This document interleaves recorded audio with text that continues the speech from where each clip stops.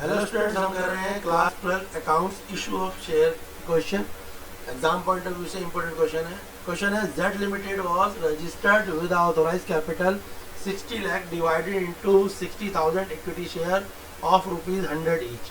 Company issued 25,000 equity share at premium of ₹20 per share, payable as follow: 30 rupees on application, 45 rupees allotment including premium, 20 rupees first and final call, and 25 rupees second and final call. All shares were subscribed and all the money was duly received. Share issue expense amount of ₹40,000 which was fully written off against the security premium. Prepare the necessary journal entry and bank account in the books of company. तो Z limited एक company है जिसकी authorise capital 60 lakh रुपए है, जिसको उन्होंने छोटे छोटे शेयर के हिस्से में बांट दिया, यानी 60,000 शेयर में वो 60 लाख रुपीस को क्या कर रहे हैं, डिस्ट्रीब्यूट कर रहे हैं। तो 60,000 जो शेयर है उन्होंने हर सिंगल शेयर की कीमत 100 रुपीज़ रखी है। तो 60,000 को 100 से मल्टीप्लाई करेंगे तो 60 लाख आ जाएगा। कंपनी जो है अभी सिर्फ 25,000 शेयरों को इशू कर रही है। कंपनी की कैपेबिलिटी तो 60,000 शेयर की है, पर वो इशू कितने कर रही है, ओनली 25,000 शेयर को इशू कर रही है। और उनको भी कंपनी कैसे ले रही है, कंपनी उनको अलग अलग हिस्सों में, छोटे छोटे हिस्सों में बांट रही है। तो कंपनी कहती है एप्लीकेशन मनी होगी वो हम 30 रुपये लेंगे, अलॉटमेंट मनी में हम 45 रुपये लेंगे, जिस 45 रुपये में जो है आपका प्रीमियम भी इंक्लूड होगा, क्योंकि कंपनी ने 100 रुपये के शेयर को 20 रुपये ऊपर बेचने का फैसला किया है, यानी 100 रुपये का शेयर 120 रुपये में कंपनी बेच रही है, 20 रुपये प्रीमियम है, तो प्रीमियम अलॉटमेंट में इंक्लूड है। उसके अलावा कंपनी कह रही है 25 रुपये हम आपसे फर्स्ट कॉल में लेंगे और फाइनल कॉल में आपसे 20 रुपये आपसे फर्स्ट कॉल में लेंगे और 25 रुपये आपसे सेकंड कॉल में तो लेंगे। तो कंपनी टोटल 100 रुपीज़ को 4 अलग अलग पार्ट में लेगी, एप्लीकेशन में, अलॉटमेंट में, फर्स्ट कॉल में और सेकंड कॉल में। उसके अलावा कंपनी कहती है कि कुछ अगर कोई एक्सपेंस है 40,000 रुपीज़ के, उनको भी आपको पे करना है सिक्योरिटी प्रीमियम से। जनरली ये जो एक्सपेंस वाली एंट्री है ये नहीं आती, मगर ऊपर वाला क्वेश्चन पेपर में आता है। चलिए देखिए कैसे होगा क्वेश्चन बेटा। तो जो शेयर है, शेयर की फेस वैल्यू है वो 100 रुपीज़ है। शेयर की फेस वैल्यू कितनी दिखा रखी है, शेयर की फेस वैल्यू है 100 रुपीज़। एप्लीकेशन में 20 रुपीज़ है, अलॉटमेंट में 25 प्लस 20 प्रीमियम के हैं, और फर्स्ट कॉल में 20 है और सेकंड कॉल में 25। तो टोटल कितने पैसे हो गए, तो टोटल आपके 100 रुपीज़ हो गए। टोटल कितने पैसे हो गए बेटा, टोटल आपके कितने हो जाएंगे, ये टोटल आपके हो जाएंगे 100 रुपीज़। क्लियर है इतनी बात, ठीक है ना। अब इसकी आप एंट्री देखो कैसे होंगी इसकी एंट्री। बेटा एंट्री कैसे बनेगी, फर्स्ट एंट्री बनेगी bank account debit to equity share application account. तो पहली एंट्री जो है एप्लीकेशन की है उसमें कितने पैसे लिए गए हैं, 30 रुपये लिए गए हैं, और टोटल जो शेयर है वो कितने हैं, 25,000। तो जब हम 25,000 को 30 से मल्टीप्लाई करेंगे तो 75,000 रुपये। तो हमारे बैंक अकाउंट में टोटल पैसे कितने जाएंगे, 75,000। हमारे बैंक अकाउंट में कितने पैसे जाएंगे, 75,000। क्लियर है यहाँ तक, ये बात तो क्लियर है बेटा कि हमारे बैंक अकाउंट में कितने पैसे जाएंगे, 75,000 रुपीज़ हमारे अकाउंट। क्लियर हो गई हमारे को पहली एंट्री 75,000 रुपीज़ की कैसे आई, क्योंकि टोटल 25,000 शेयरों का हमने इशू करा 30 रुपये के हिसाब से, तो 25,000 इंटू 30 कितना होता है, 75,000 होता है। तो 75,000 की अब जो बैंक में पैसे गए हैं किसके गए हैं, शेयर एप्लीकेशन के। तो फिर एंट्री को, शेयर एप्लीकेशन की एंट्री को कैसे करते हैं, चेंज करते हैं, यानी कैंसिल आउट करते हैं। तो जो क्रेडिट है उसको चेंज करेंगे, क्योंकि हमारे को क्या लेना है, हमें एप्लीकेशन नहीं है, हमें कैपिटल लेनी है। तो दूसरी एंट्री बन जाएगी equity share application to equity share capital 75,000 rupees की सेम एंट्री बनेगी। क्लियर है, इतनी बात समझ आई। उसके बाद क्वेश्चन में क्या बोला है, एप्लीकेशन के बाद क्वेश्चन में बोला है अलॉटमेंट। अलॉटमेंट में कितने पैसे बोले हैं, 45 रुपीज़ पर शेयर के लिए बोले हैं, जिसमें हमारा प्रीमियम भी इंक्लूड है। तो देखो कैसे एंट्री बनेगी प्रीमियम की एंट्री। तो दूसरी एंट्री बनेगी equity share allotment account debit to equity share capital to security premium reserve. मैंने क्वेश्चन में आपको पहले ही बता दिया था कि जो हमारा प्रीमियम है वो 20 रुपये है। तो प्रीमियम कितना है, 20 रुपये, और 25 रुपये किसका है, 25 रुपये लगा हुआ है हमारे पास, जो हम अलॉटमेंट में पैसा लेंगे। क्लियर हो गया। तो टोटल पैसा तो हम लेंगे 11,25,000। अब कैसे लेंगे, तो जो हमारे पास शेयर है, टोटल शेयर कितने हैं यहाँ पे, टोटल शेयर है हमारे पास 25,000, ठीक है। तो देखो जब हम 25,000 की किससे मल्टीप्लाई करेंगे, 25 से मल्टीप्लाई करेंगे तो हमारा आएगा 62,000, 6,25,000। पता लग गया 6,25,000 कैसे आया, ये वाली एंट्री कैसे आई, जब हमने 25,000 को 25 से मल्टीप्लाई करा। अब प्रीमियम की एंट्री कितने की है, प्रीमियम की एंट्री 20 रुपए की है, और जब हम 25 को 20 से मल्टीप्लाई करेंगे तो क्या आ जाएगा 50। तो जो अलॉटमेंट की एंट्री है पता लग गया, 11,25,000 कैसे आया, 6,25,000 रुपये तो हमारे पास आया कौन सा, अलॉटमेंट का पैसा, और 5 लाख रुपए हमारे पास कौन सा आया, प्रीमियम का पैसा। तो टोटल कितना हो गया 11,25,000 अलॉटमेंट। ये एंट्री ड्यू की होती है, हमेशा पहले एक एंट्री ड्यू होती है, फिर दूसरी एंट्री क्या होती है, पे। फर्स्ट एंट्री हमेशा ड्यू करते हैं और सेकंड एंट्री पे करते हैं हर एक में। एप्लीकेशन में पहले ड्यू फिर पे, यानी जितनी भी एंट्री है हमेशा ड्यू होगी और फिर पे होगी।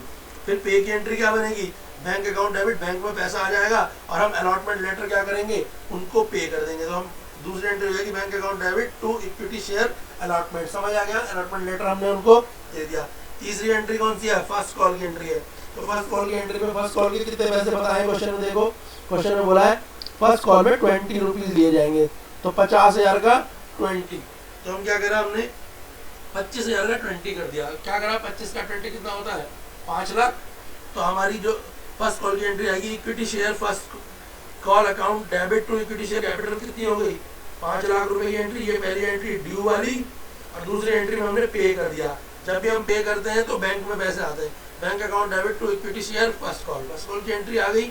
फिर दूसरी कौन सी है, क्लियर है, दूसरी है हमारी सेकंड कॉल की एंट्री। सेकंड कॉल को फाइनल कॉल भी बोलते हैं, क्वेश्चन में लिखा हुआ है सेकंड एंड फाइनल कॉल। उसकी एंट्री कितने की है, 25 रुपए की एंट्री है। सेकंड कॉल की एंट्री कितने की है, 25 रुपए की। तो वापस से हमने क्या करा, 25,000 शेयर को 25 से मल्टीप्लाई करा। जब 25,000 को 25 से मल्टीप्लाई करेंगे तो कितना आएगा, 6,25,000, क्लियर है ना। तो फिर कितना आ जाएगा, 6,25,000 रुपए आ जाएगा। बात समझ आ गई आपको या नहीं आई, तो देखो 6,25,000 रुपए आएगा। तो जो हमारी सेकंड कॉल की एंट्री है वो कैसी होगी, पहले ड्यू की एंट्री होगी, तो ये ड्यू की entry, equity share final call या equity share second and final call, ये हमने ड्यू की एंट्री कर दी 6,25,000 की। फिर हमारे बैंक में पैसा आ गए, bank account debit to equity share final call 6,25,000, क्योंकि कुछ भी नहीं बोला वो पूरी पेमेंट हो गया। तो ड्यू की एंट्री क्या हो गई, हमारी पे हो गई। हमेशा एक एंट्री पहले ड्यू होती है, दूसरी एंट्री क्या होती है, पे होती है, क्लियर है। और लास्ट एंट्री क्वेश्चन में बोली थी कि एक एक्सपेंस भी है, क्वेश्चन में बताया हुआ है कि भैया 40,000 रुपए का कोई एक्सपेंस है, तो इसकी एक एंट्री और कर देंगे। वो एंट्री हो जाएगी share issue expense account debit to bank account 40,000 रुपए, क्लियर है। यहाँ पे ये एंट्री समझ आ रही है बेटा, एंट्री क्लियर हो गई नहीं हुई, ठीक है। तो लास्ट एंट्री किसकी है, हमारी एक्सपेंस अकाउंट की एंट्री है। तो जैसे क्वेश्चन में 4 एंट्रियां यहाँ पे दे रखी हैं कि आपको पहले एप्लीकेशन है, फिर अलॉटमेंट है, फिर फर्स्ट कॉल है, फिर फाइनल कॉल। तो जब भी 4 चीजें पार्ट में अगर दे रखा है तो आपकी 8 एंट्री बनेगी।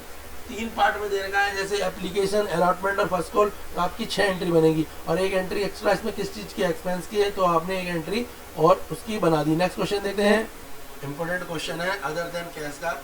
X limited to over a following assets and liability of T limited, land and building ₹20 lakh, stock ₹5 lakh, sundry debtor ₹2,50,000, sundry creditor ₹2 lakh.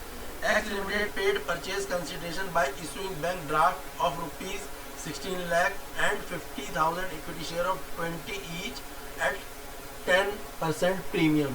Calculate the purchase of consideration and pass the journal entry.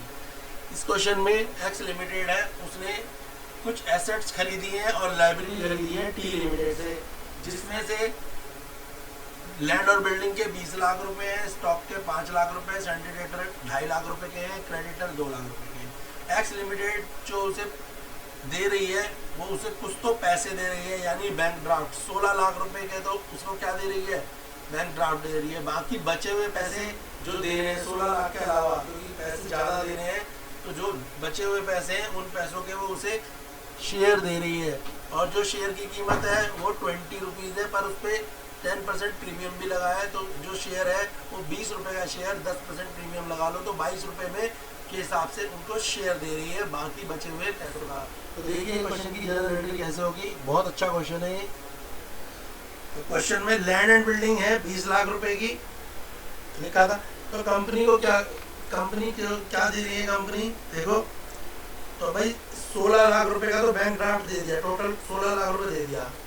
अब और क्या दे रही है company को, जो है company दे रही है शेयर 50,000 शेयर कितने के हिसाब से, 20 रुपए के हिसाब से। तो 10 लाख रुपए की कंपनी क्या दे रही है, शेयर दे रही है। तो टोटल हो गए 26 लाख रुपए और 2 रुपए के हिसाब से प्रीमियम दे रही है 50,000 रुपये। तो कितना हो गया, 1 लाख रुपए हो गया आपके पास प्रीमियम।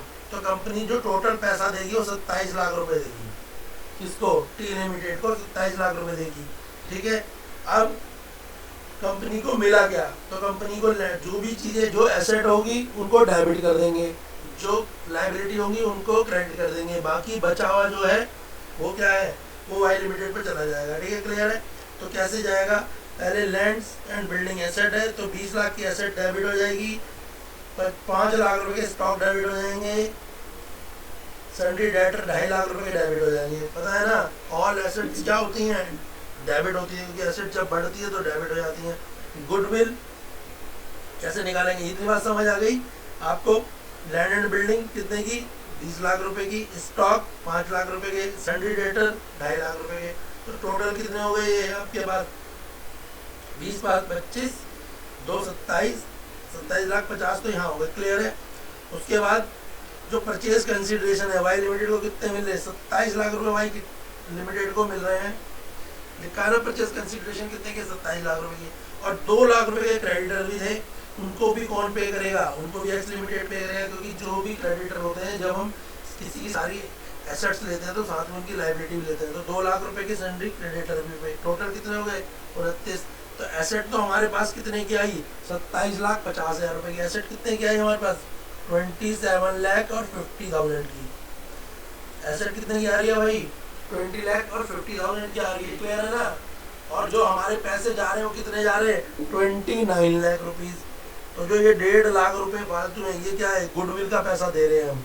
जो हम हमारे पास सामान तो आ रहा है कितने का, 27 लाख 50,000 का, और हम पेमेंट कितने की कर रहे हैं, 29 लाख रुपए की। तो जो जब भी हम किसी को उसके सामान के ज़्यादा पैसे देते हैं तो वो गुडविल होती है, और अगर कम पैसे देते तो हमें डिस्काउंट रिसीव होता है। तो क्लियर है। तो 1.5 लाख रुपए हमने किसके दे दिए, गुडविल के दे दिए। क्लियर हो गई, इतनी बात समझ आ गई। ये तो क्वेश्चन जो है परचेज कंसिडरेशन का है। यहाँ पर हम क्या करेंगे, कैश के बदले उनको शेयर्स दे देंगे और जो कुछ पैसा हमने कैश दिया वो है। क्लियर है। अब परचेज कंसिडरेशन देखो, 27 लाख रुपए हम कैसे कंपनी को वापस कर रहे हैं। तो फिर हम जो यहाँ पे क्रेडिट था उसको हम डेबिट कर देंगे, तभी तो कैंसिल आउट होती है अकाउंट की एंट्री। अकाउंट की एंट्री कैसे होती है, डेबिट क्रेडिट करके कैंसिल आउट होती है। तो परचेज कंसिडरेशन 27 लाख की, तो हम लिखेंगे Y limited account debit 27 lakh रुपए से। अब वाई लिमिटेड को पैसे कैसे दे रहे हैं, टू बैंक अकाउंट 16 लाख रुपए हम बैंक में बैंक ड्राफ्ट से दे रहे हैं। To equity share, equity share हम कितने दे रहे हैं, 50,000 इक्विटी शेयर है, उन्हें किस रेट पे दे रहे हैं भाई, हम 20,000 के हिसाब से दे रहे हैं, है ना। 50,000 इक्विटी शेयर, 50,000 इंटू 20 रुपीज, तो कितने हो गए, 10 लाख रुपए हो गए। तो 10 लाख रुपए के हमने क्या कर दिया, उनको शेयर दे दिए, 16 लाख रुपए कैश और 10 लाख रुपए के शेयर। बाकी कितना बचा, देना 27 था, अभी तक 26 बचा है। तो 1 लाख रुपए का क्या आएगा, सिक्योरिटी प्रीमियम आ जाएगा। 1 लाख रुपए हमने क्या दिया है, सिक्योरिटी प्रीमियम दिया। क्लियर है इतनी बात। 1 लाख रुपए क्या हो जाएगा, सिक्योरिटी प्रीमियम। जब हम क्या करेंगे, 50,000 को 2 से मल्टीप्लाई करेंगे तो क्या आएगा, 1 लाख रुपए आएगा। देख लो, 50,000 को 2 से मल्टीप्लाई करो तो आपका आएगा 1 लाख रुपए। कितना आ गया, 50,000 इंटू 2, 1 लाख रुपए आ गया। तो 1 लाख रुपए का हम क्या दे देंगे बेटा, सिक्योरिटी प्रीमियम। तो इस तरीके से हम 27 लाख रुपए क्या करेंगे, पे कर देंगे और उनकी एसेट ले लेंगे। तो ये क्वेश्चन बहुत इंपॉर्टेंट है। ये किस क्वेश्चन में क्या होता है, इसमें आपको जो है किसी भी कंपनी के जब आप सारी एसेट्स खरीदते हैं और साथ में उनके लाइबिलिटी और जो भी है एक्सपेंस वगैरह वो भी आपके ही हो जाते हैं, तो आप क्या करते हैं, जो पैसा आपके पास कैश है या बैंक में वो पे करते हैं, बाकी बचे हुए पैसे के आप उन्हें शेयर इशू करते हैं। और आपके ऊपर डिपेंड करता है कि आप अपने शेयर फेस वैल्यू पे दें या प्रीमियम पे दें। तो इस क्वेश्चन में प्रीमियम पे दिए थे, तो टोटल हमें पेमेंट कितनी करनी थी, 27 लाख रुपए की पेमेंट करनी थी। वो हमने कैसे करी है, 16 लाख का बैंक ड्राफ्ट दे दिया, 10 लाख के शेयर इशू कर दिए और 1 लाख का प्रीमियम दे दिया। हालांकि हमने जो सामान था 27 लाख का था, दिए कितने, 29 लाख। तो जो 1.5 लाख रुपये फालतू दिए किसके थे, वो गुडविल के थे। जब भी हम उसकी वैल्यू से ज़्यादा पैसा देते हैं तो हम उसमें गुडविल का भी अमाउंट पे करते हैं। ये क्वेश्चन बहुत इंपॉर्टेंट है, एग्जाम में आएगा तो इसको प्रिपेयर कर लें।